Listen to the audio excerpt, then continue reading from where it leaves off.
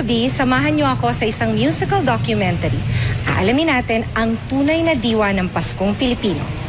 Sa saliw ng mga awiting nagpapasaya at kung minsan ay nagpapaluha sa atin. Ako si Regine Velasquez Alcacid at ito ang Awit ng Pasko.